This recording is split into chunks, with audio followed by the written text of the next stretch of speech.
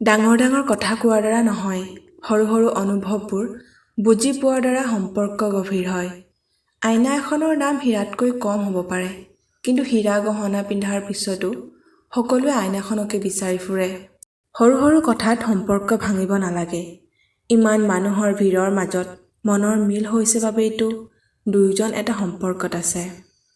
যিকোনো মানুহ আপোনাৰ ওচৰলৈ আহে তিনিটা কাৰণত: অনুভৱৰ দ্বাৰা, অভাৱৰ দ্বাৰা আৰু প্ৰভাৱৰ দ্বাৰা। যদি আৱেগ লৈ আহিছে তেন্তে সেইজনক মৰম দিয়ক। যদি কোনোবা অভাৱত আহিছে তেন্তে সহায় কৰক, আৰু যদি কোনোবা প্ৰভাৱত আহিছে তেন্তে সুখী হওক যে ভগৱানে আপোনাক ইমানখিনি সামৰ্থ্য দিছে। ধৰ্মশাস্ত্ৰ গীতাৰ জ্ঞান। ভীষ্ম পিতামহে শ্ৰীকৃষ্ণক এটা প্ৰশ্ন কৰিছিল, পানীতকৈ পাতল কি? ভূমিতকৈ গধুৰ কি? জুইতকৈ প্ৰবল কি? কাজলতকৈ কলা কি? শ্ৰীকৃষ্ণই মনোমোহা হাঁহি এটাৰে উত্তৰ দিলে, পিতামহ, জ্ঞান পানীতকৈ পাতল, পাপ ভূমিতকৈও গধুৰ, ক্ৰোধ জুইতকৈও প্ৰবল, আৰু কাজলতকৈও কলা কলংক। অচল হৈ বহিলে অভ্যাস ধ্বংস হয়। আনক যত্নৰ বাবে হাৰ মানিলে ধনৰ অপচয় হয়।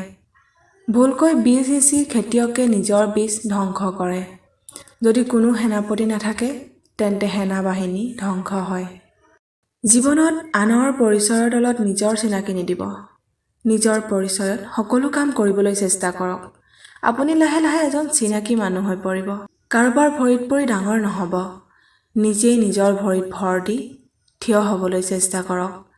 তেতিয়াহে আপুনি বুজিব যে জীৱনৰ প্ৰকৃত সুখ কেনেধৰণৰ। স্বাৰ্থৰ জগতত আনৰ তলত কাম কৰি মাংস ভাত খাই কুকুৰৰ দৰে থকাতকৈ নিজৰ উপাৰ্জনেৰে আলু দিয়া ভাতকেইটা খাই নিজৰ পৃথিৱীত ৰজা হৈ থাকিব পৰাটো আটাইতকৈ ডাঙৰ প্ৰত্যাহ্বান, যিটো সকলোৱে কৰিব নোৱাৰে। পিঠিৰ আঁৰত বদনাম কৰি মুখৰ আগত আন্তৰিকতা প্ৰদৰ্শন কৰা মানুহৰ পৰা আঁতৰি থকাই ভাল। তেনে শত্ৰু অধিক ভয়ংকৰ। মানুহ চিনি পোৱাৰ উপায়। মানুহক চিনি পাবলৈ হ'লে টকা ধাৰলৈ দিব। মানুহ যদি চিনিব বিচাৰে তেন্তে তেওঁৰ এটা উপকাৰ কৰক, তাৰ পিছত চাওক তেওঁ কৃতজ্ঞ নে অকৃতজ্ঞ।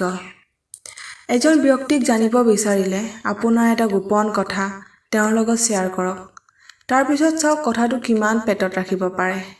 যদি আপুনি এজন ব্যক্তিক জানিব বিচাৰে তেওঁৰ সপোনৰ বিষয়ে জানিব চেষ্টা কৰক।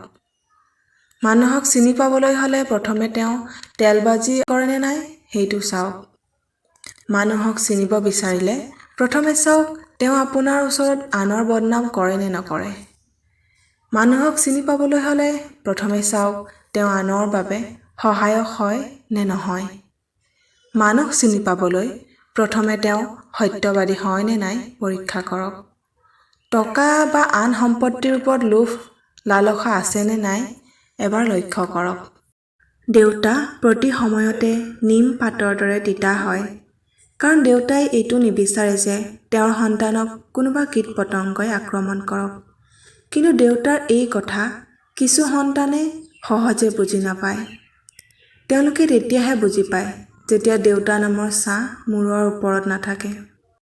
অহংকাৰে কয় কিমান টকা আছে, সংস্কাৰে কয় পৰিয়াল কেনেকুৱা, স্পৰ্শই কয় প্ৰকৃতি কেনেকুৱা, যুক্তিয়ে কয় জ্ঞান কেনেকুৱা, মুখৰ ভাষাই কয় মানুহজন কেনেকুৱা, পচন্দই কয় ভাৱনা চিন্তা কেনেকুৱা, সপোনে কয় ভৱিষ্যত কেনেকুৱা। দৰাচলতে শিয়ালক বৰ চতুৰ জীৱ বুলি কোৱা হয়, আৰু এই পৃথিৱীত চাবলৈ গ'লে চতুৰতাক বেছি প্ৰশংসা কৰা হয়। সেই হিচাপে মানুহে শিয়ালক পুহিব লাগিছিল, কিন্তু মানুহে কুকুৰ পোহে। কাৰণ সংগী হিচাপে চতুৰতকৈও বিশ্বাসযোগ্যতাৰ প্ৰয়োজন বেছি।